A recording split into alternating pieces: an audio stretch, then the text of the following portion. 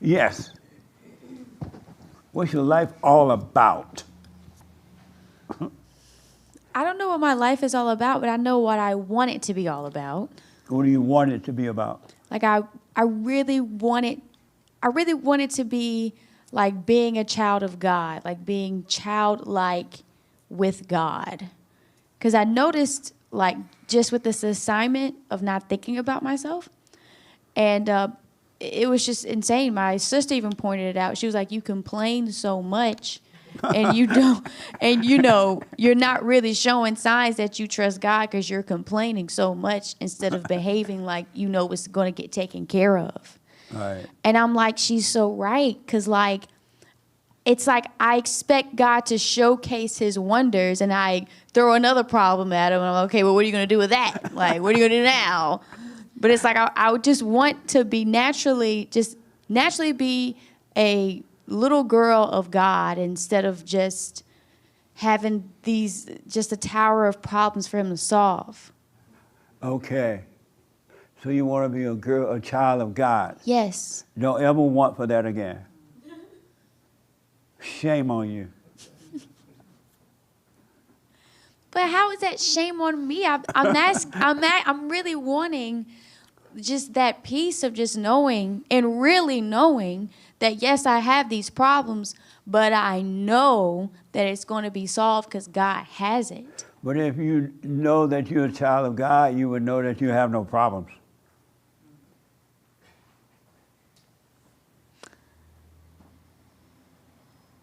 Well, yes. Yes, what? Well, yes. Like, there's no problems. But you think you got a load of them. You calling Alabama with your problems. I mean, yes, there's no problems. Well, I guess that just brings me back to the thing of just, because children of God knows there's no problems. So it's like, I want to be like that. But you don't know that, though. You don't know that the children of God know that there are no problems. But you just said that when you are a child of God, there is technically no problem.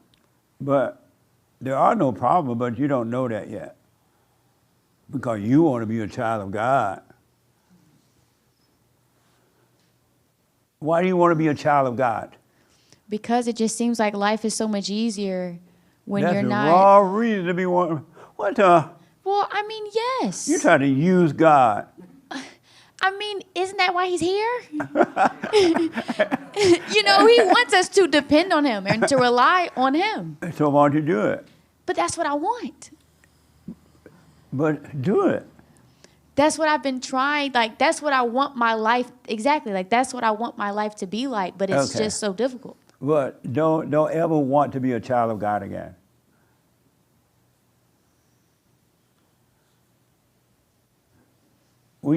Keep the mic right now. What do you think about that advice? And then I'll come to you.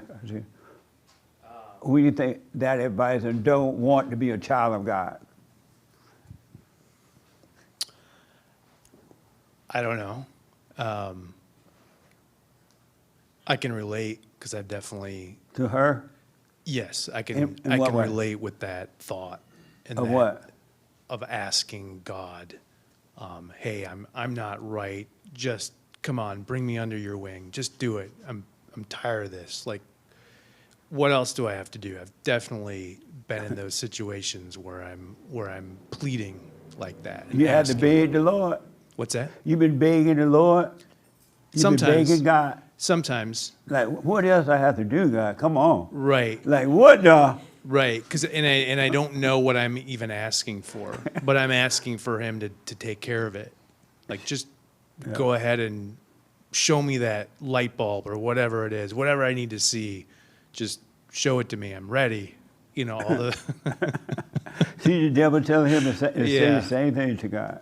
What do you Right. think about that? Because that's the exact same thing that goes through my head. Yeah. I'm like, my hands are out. Like, pick me up. What? Like, pick me up. Oh, I want that to be a drama. child of God. So you like, my hands are out, pick me up? Yes. And he like, what? What the? He just looking at me. Yeah. He like, look at this crazy daughter of mine. Okay. Yes, let me hold that mic. I saw your hand. And then I want to get to the biblical question.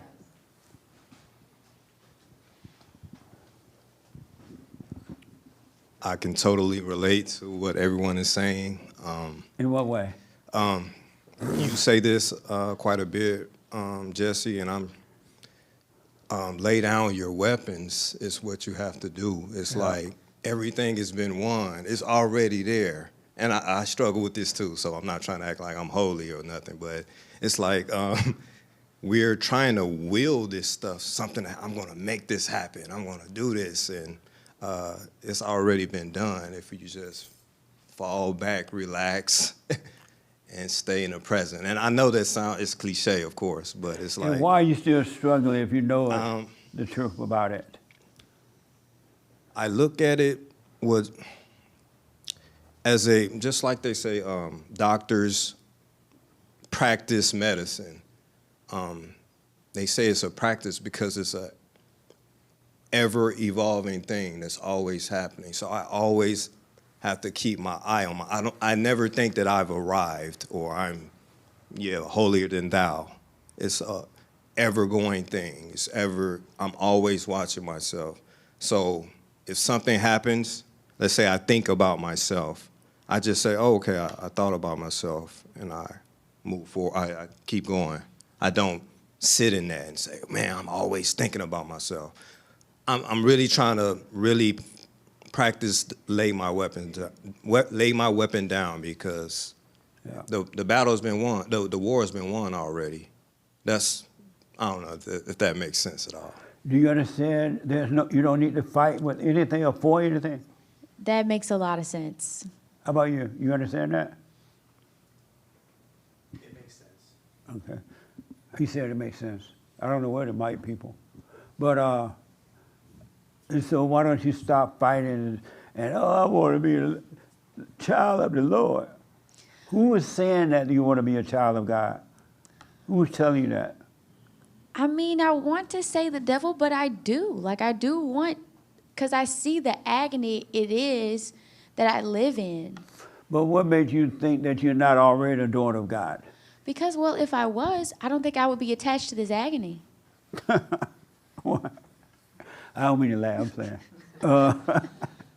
Why not? Why not? Listen, what will happen when you are present, when you're not in your head, who do you belong to? I belong to God. And then we go out of your head, who do you belong to? The devil. No, you don't. Who? God.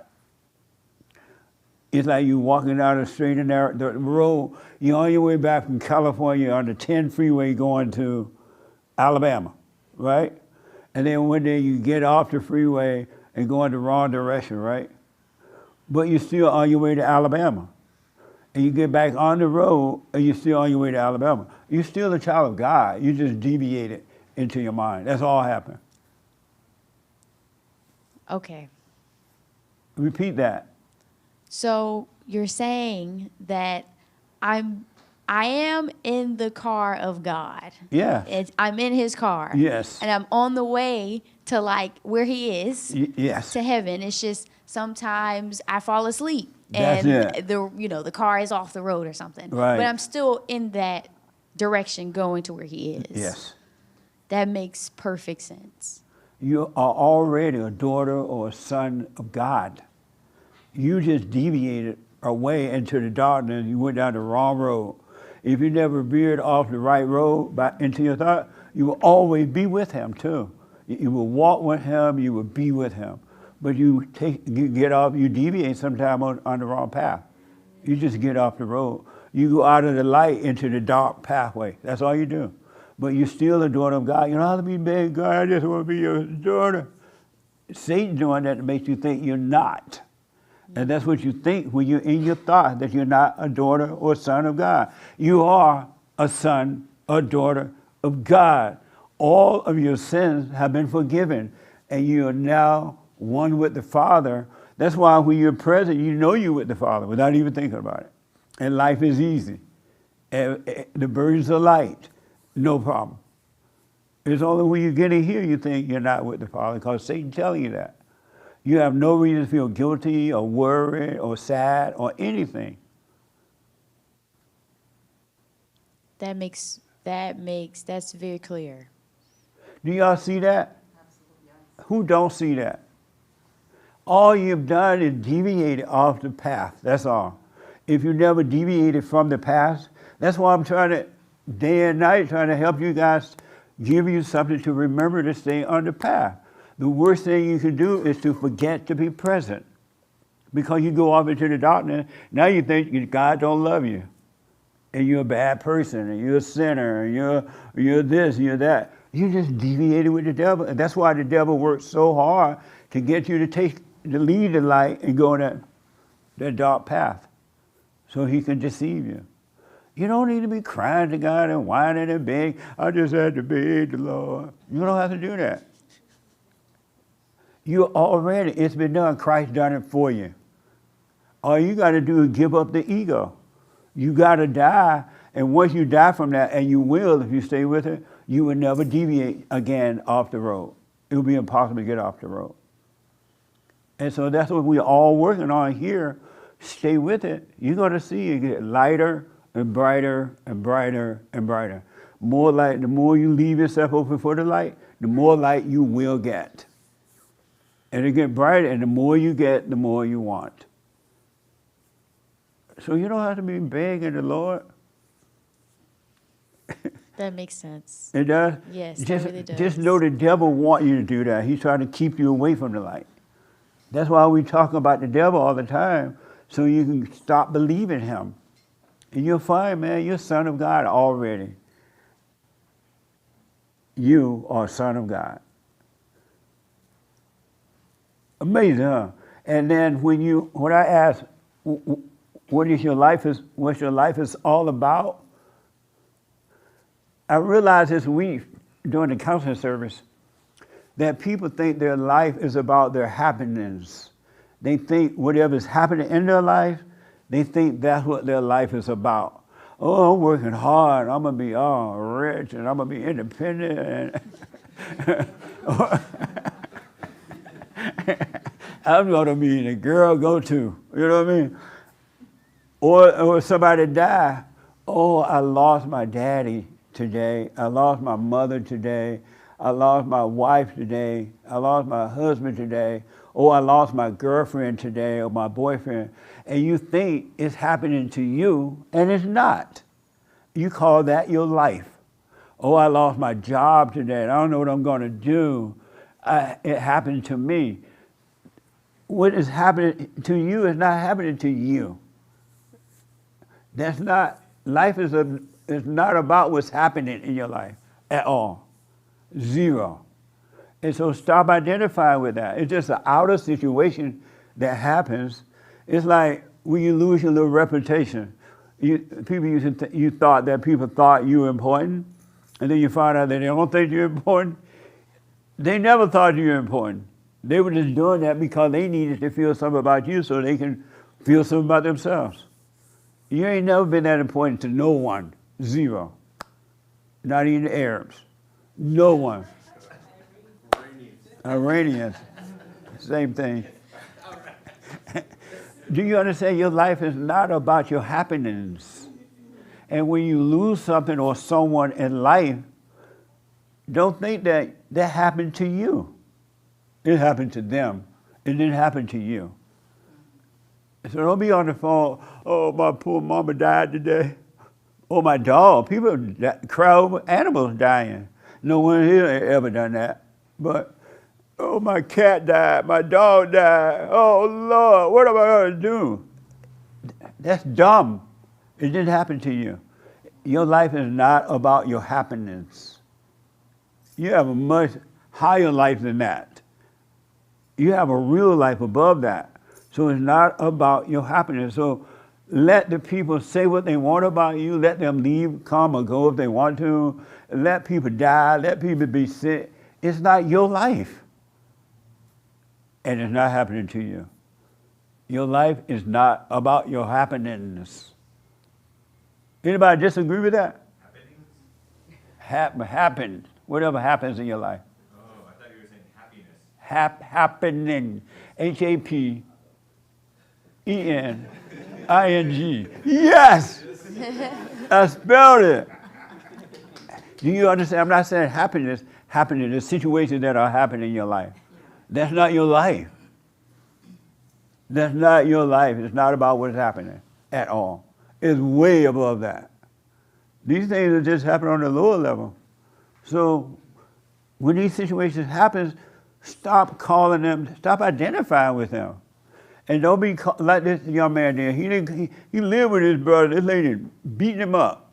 He didn't go home and talk about, oh, poor me, bro. Tell me what to do, help me. That lady me. Because it wasn't happening to him at all. You understand that? So stop identifying what's happening in your life. That's not what your life is about. You can make all the money in the world, nothing wrong with making money.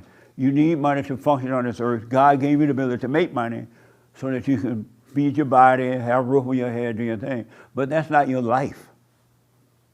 It's a way to function on it. And money does make life easier to get things done, and God wanted it to be easy for you. He doesn't want it to be a struggle or whatever it is, all right? So stop identifying with yourself. You don't need to beg God. You're already his son, his daughter. Stay on that straight and narrow path, you'll see that, because everything will be fine. No more tears, no more sadness, no more worry, no more false identity, no more trying to prove things to people, no more trying to be all sophisticated and all that mess. You'll be you no matter where you are. Nothing will change. All right? Amazing. So the biblical question right here. So when you start begging the Lord and start bucking your sister. Yes. Okay. Yes, yes, you said. May I make a quick comment before? Yes. Quick. Years ago, not even that long ago, I was all into these vision boards, and I had all kinds of things up there, cars, computers, you name it. I got everything. I would run to my husband and say, oh my gosh, look, I got everything on my vision board. After months with that brand new car, I was like, this is too big. I don't want this car anymore. Yeah. The computer system, it doesn't have enough hard drive. I need a more advanced system. So like Dolores said earlier, she said she doesn't know what she wants. I feel the exact same way. I don't know what I want.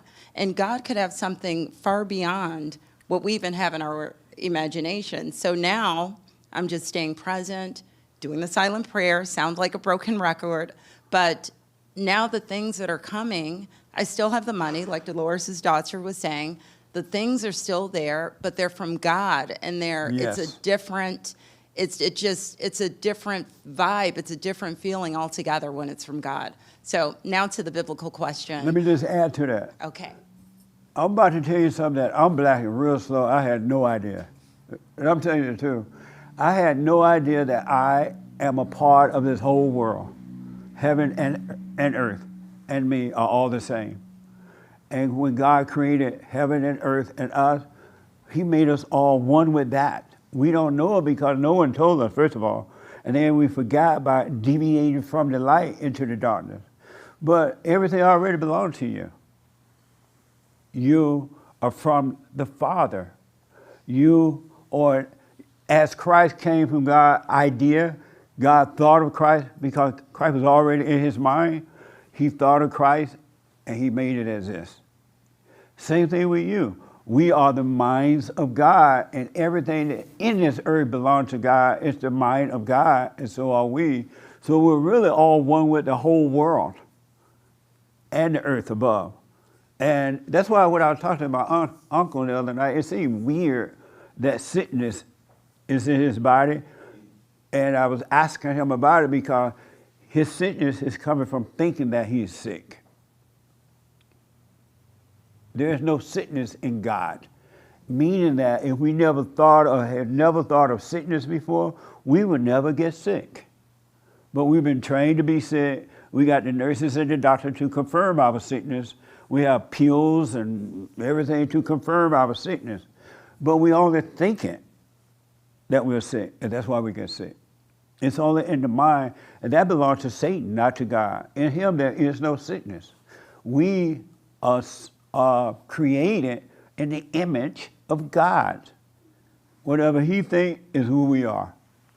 We think like him. We have his mind. Everything And if we lived in the present, you start to see that.